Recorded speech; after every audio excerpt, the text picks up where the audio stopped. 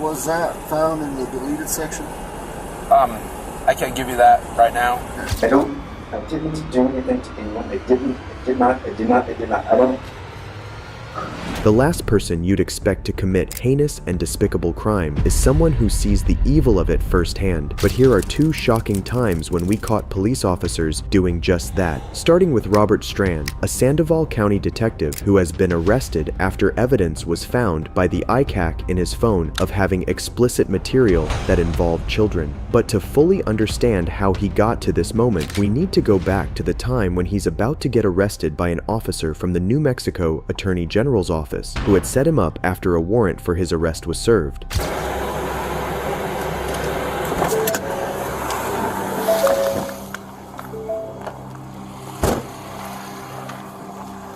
How you doing? Hey.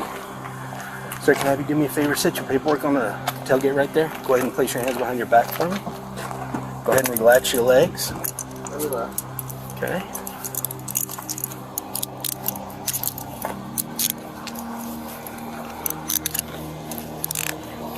I want to get you into this vehicle quickly. Okay. But I don't want you to take anything you don't need to have. Alright. I need to double off these for you. Too tight on you? No, there's not.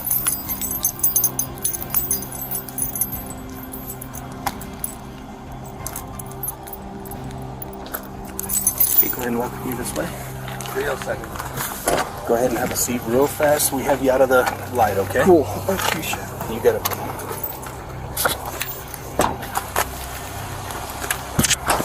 Okay. So you guys did not search him, correct? Yeah. I just want him in the car quickly because I don't want to make a big scene here. Yeah, no, I appreciate it. When I get him over there, I'll get him into a place where when I transfer to Rio, we'll search him better. Okay. But I just don't want this out for you guys. Cool. Okay? Okay. All right. We're going to get out of the way. Thank you, gentlemen. After arresting Robert, the arresting officer says he doesn't want to create a scene, but is that because of Strand's title? Surprisingly, Strand agreed and was cooperative with his arrest. He didn't even question it. The officers then inform him why he was being arrested. Okay, Robert, I'm going to let Special Agent Owen Pena tell you why you're being placed under arrest at this time. You're being placed under arrest where we'll be getting an arrest warrant for you, sworn out today for possession of child pornography. Or possession of exploitation of a child of children possession statute. Okay, the biggest thing for me is I do this for everybody. I don't want a big scene made about anything. So I'm going to be as discreet as possible. Cooperate with me, we'll be fine. Let's get this portion done and do what we got to do. The images recovered allegedly depicted juveniles as young as infants. According to the affidavit obtained by the Albuquerque Journal, Strand received 92 images or GIFs depicting children being sexually abused by adults. The children ranged in age from less than a year old to 13 years old. They also allegedly found photos of Strand having with a computer-generated preteen female. What's more bizarre than a predator detective is to see the arresting officers treating him in a kind and proper manner when he's being accused of such heinous crimes. Yes, sir.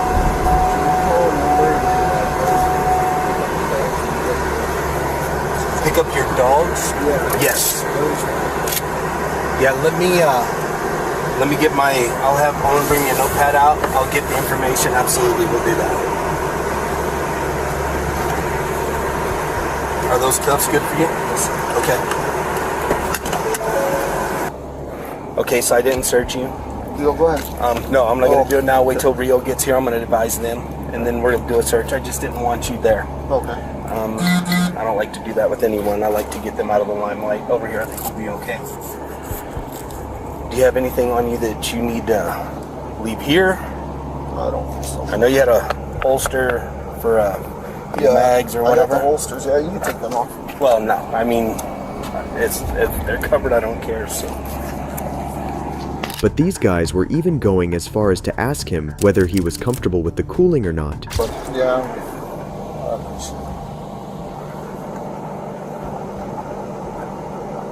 Doesn't feel like it's blowing much, but I guess it's better than not having it.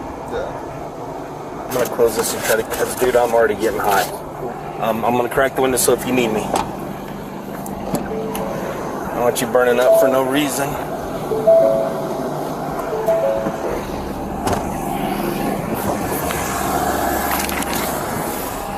Better? Need to get some cooler weather. Would be nice.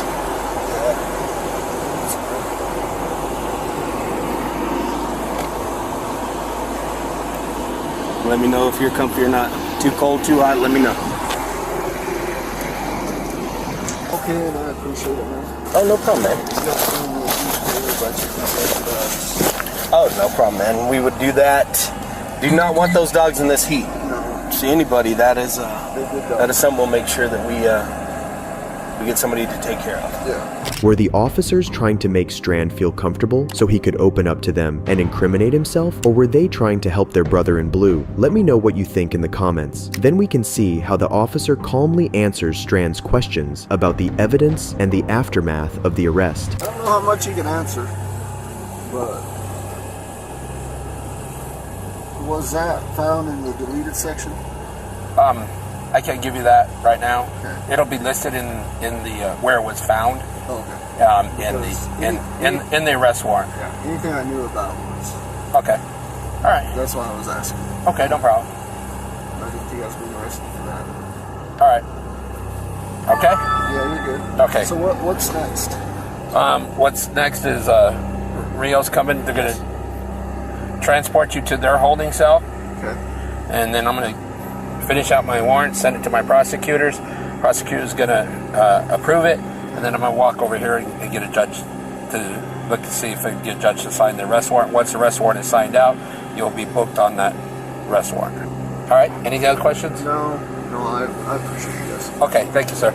Strand may have deleted the evidence from his phone, thinking he could get away with it, but apparently not. As a detective, he must know that the police have methods of recovering the evidence, and his action of him deleting it can be used against him. Shortly after, Strand was cuffed and put under arrest. The decision on Robert Strand is still pending a court case. However, it is satisfactory to see such despicable people get what they deserve. But if you thought Robert is a disgusting cop, that's because you don't know Sergeant Pilo's case. You didn't see the gun yet? No. 43-year-old Jeffrey Pello, a sergeant of Bloomington PD, accused of being a serial. On the night of July 11, 2006, a woman called the police after arriving at her house, feeling that she was being followed. A police officer arrived soon after and was left shocked and concerned at the sight of his old mentor, wearing all dark, found outside the woman's house. Sergeant Pillow was immediately arrested and taken in for interrogation. What unfolded will definitely shock many of you. This isn't the way we wanted this to happen, all right? We wanted you to come down here and go and all that kind of stuff, like you said, chat, all that kind of stuff. Unfortunately, it didn't happen that way. You wrote down the same group with Mildred. And as you know, we have rules that we have to go by. He must know that the police have methods of recovering evidence, and his action of him deleting it can be used against him. Shortly after, Strand was cuffed and put under arrest. The decision on Robert Strand. I'm not absolutely sure what's going on. Okay. What are you talking about? I have to read you your rights first. I want to arrest. At this point, you're not free to go. At this point, I'm under arrest. I'm not free to go. I'm under arrest. Well, we're in a custodial situation. That's why I'm going to read you your rights, right? Because you came down here in their car. I don't know where we're going to go. I don't know where we're going to. I don't know where we're going to go. What's going on? I don't even know what you're talking about. I understand that, Jeff, and you understand, just like I do, that I can't talk about anything until we get this a little bit out of the way. Okay? All right. Sergeant Pello, who himself is a detective, knows how to play the game, and so says he doesn't know what he's in trouble for. But that's not all. After he's read his rights, Pello comes up with a rather bizarre story for his presence near the lady's house that night. However, the question remains, if he's a police detective, why is he not asking for a lawyer and refusing to speak? I want to hear what you have to say about it, and I'm really hoping there is a good explanation for it all. Again, I drove down there, I couldn't sleep. All right, houses come up for sale in that area all the time. I'm interested in buying my mother-in-law a house. She lives up in Greeley. She's, you know, she's poor. She's on fixed income. I want her to move closer to us. Houses come for sale. There's a townhome right there for sale. It won't work, but anyway, I was looking to see what kind of access went down to that lake. That's all. Where'd you park it? I don't know the name of the street. But it wasn't right there where you were at. It was by the lake. That lake goes behind those houses. You know, you understand how difficult the situation this is for everyone involved, including yourself. Really? Yes, I understand. And irregardless of what, you know, our feelings are towards each other, so I think we've always got along. We speak openly about that. There's just some things that happened last night that just doesn't add up. You know, Jeff, you know, as a former investigator yourself, that there are things that we know, okay? By talking about his poor mother-in-law, Pello is trying to gain sympathy from the detective, but it doesn't seem to be working. Why would you be in between two houses looking at houses? I couldn't keep going straight. There's a drainage thing that goes down the lake. I couldn't keep walking. So I walked up, the dog started barking, and oh hell. So I walked up between the houses, gonna go to the road. All right. He comes around, I thought maybe it was the homeowner. I was like, I don't want to startle, you know. He startled me, so I turned to walk back down. He said, stop, please. I was like, oh, hell, it's a cop. I turned around and walked back. Jeff, what you know as being a police officer, that kind of thing is not within the norm. We don't, as police officers, we don't walk around at 12:30 at night in the morning, walking in between houses. I wouldn't walk between the houses. I was by the lake. I couldn't keep going, so I walked up between the houses. That's it. I mean, that is it. That's it. A simple story Pello had come up with, but what's odd and stupid about it is that nobody in their right mind would check out houses at 12:30 a.m. in the night, and the detective thought so too. We're past the point of you were there, right? You readily admit that you were there. Yes. In between those two houses. Yes. I was just walking from the lake up to the... Okay. If you get a call of someone walking in between two houses at 12:30 in the morning, I don't know what call brought him out there. Yes, of course. Of course. I mean, the person who called this in has every right in the world to do this, correct? I have no idea who called it in. All right. What they called in wasn't me. All right. Dave said last night somebody knocked on somebody's door. I didn't knock on anybody's door. I didn't knock on anybody's door. After being caught by the officer who found him creeping near the woman's house, Pello's odd behavior was what made the officer more concerned about him as a suspect. Standing up with your back to the house and trying not to be identified. What? Having your back up against the house and not trying to be seen as David walks by. I was walking up. I saw someone coming, so I stopped. I turned to go back. Again, the dog's barking. I didn't want somebody to think I was doing something wrong. He said, stop, police. I was like, oh, hell. So I turned around and walked up to him. You didn't see the gun he had pulled on you? No. You were unaware that he pulled a gun on you? I did not know he did that. No, I did not. When I turned and walked towards him, so he could see who I was, that I wasn't a threat, we talked for a moment.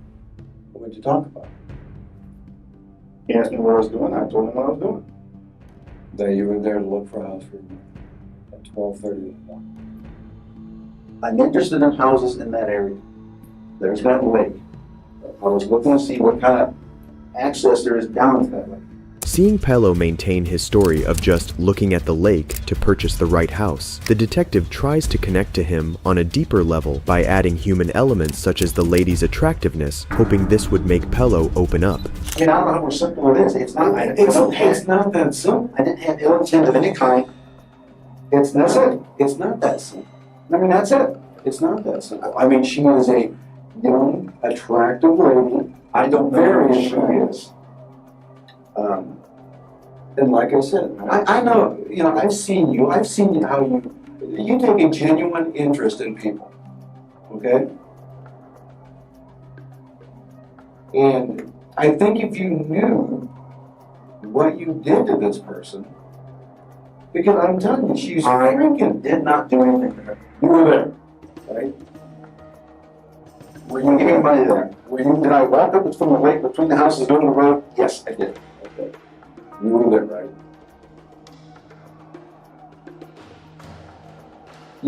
Yes, I was there. Okay. Pello still kept denying that he hadn't done anything wrong, so the detective had to dig deeper into his actions, like the fact that the officer had a gun on Pello, but he didn't seem to notice. This isn't some fishing expedition. We just didn't pick you out of the clear blue sky to come in here. All right. Correct? Obviously. Again, the only thing I did Was walk from the lake in between two houses out to the road. Out to I was office. going to the road. And when I realized somebody was up there, I was like, and turned to go back, and that's what he said. And I turned around and came back to him. Okay. But we're leaving out this. We're leaving out you. We're standing up against the wall like this. That did not occur. And an officer That did not confronting occur. you twice. That did not occur. And then you turning No. and walking away Did I with your turn? hands right here. And he says, stop. Show me your hands. And he has, and I mean, you've been in the ERU. I understand. You have been in, you're a weapons guy. You're a former military. I understand. And you're telling me you didn't know somebody had a gun pointed at you? He's backlit. I wasn't paying attention to that. I am not buying what you're telling me. I don't. 1 second. For 1 second. You know that I've done this for a long time, and you've done it for Yes, I and have. you have done it for a long time. And I And didn't I do anything wrong last I night. know you. I know. And you know what? How many times have we sat in here and listened to somebody for hours that they didn't do something that they did? I'm not going to be here for hours And telling then, you that I didn't do anything wrong. and then, you know, have all the behaviors and all the things that are happening. You know, you were not Sergeant Hilo last night. You were absolutely somebody else. Seeing Pello not budge on his story, the detective brings his wife into the equation and asks about her reaction if she was questioned on Pello's unusual behavior of checking out houses at midnight. And say, oh yeah, that would be totally normal for Jeff to do. Is to go out at 12:30 in the morning and walk in. I can't predict to you what she's going to say. You've been married to her. She's the mother of your children. I understand. I cannot predict to you what she's going to say. You don't think that she knows you? Yeah, she does. Is she going to say that that would be normal behavior for you to do? It's not. Is it normal that I do that? No. All right. Is it's.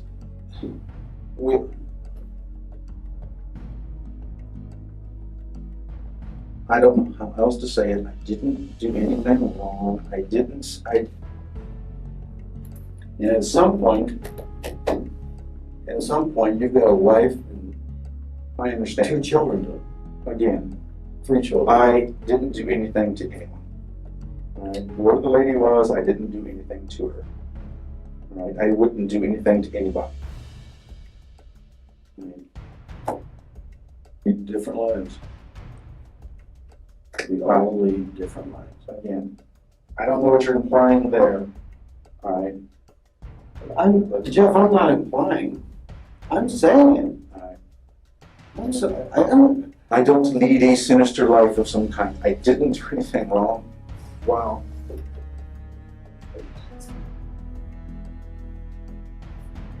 I didn't do anything to anyone. I didn't do anything to anyone. I did not. I don't. You're not. It seems as if Pello too understands how bizarre it is to go with the story of browsing houses at midnight, as even his wife wouldn't take his side and say it wasn't normal. Frustrated throughout the whole thing, he just kept repeating that he did not do anything, but we know that's far from true. Because that's what we're gonna say. If it comes to a point where we have to go to a judge, you can say, I didn't do it. Tell the judge the same thing I've told you. The only time I walked between those houses, I walked from that lake up towards the road. That's it. That's it. You're not. You're just not listening to reality. You're just not listening to reality. The only thing you can say is, having walked from the lake between the houses to the officer, and I didn't do it. However, I have a police officer, I have a victim, I have you mentally in the area. I mean, it's not looking good for Jeff Pello. I did not do anything to anyone. This is just a case of mistaken identity. I didn't do anything to anyone. I didn't do anything to anyone. Pello kept on maintaining his innocence and denying any allegations against him, and so a voice-matching test was conducted where he was told to read off a script that included things that the attacker of the women had said. The incident initiated an investigation by detectives in his own department that linked him to 4 rapes with chilling similarities. The victims of those crimes described scenarios in which they awoke to find a masked man in their bedrooms who bound them, forced them to perform at gunpoint, and made them bathe afterward, conceivably to remove any traces of physical evidence. Pello was finally found guilty of 35 counts of rape and stalking and received a sentence of 440 years in prison. He is now where he belongs and hopefully gets a taste of his own medicine in prison. If you like this video, watch this one. Goodbye.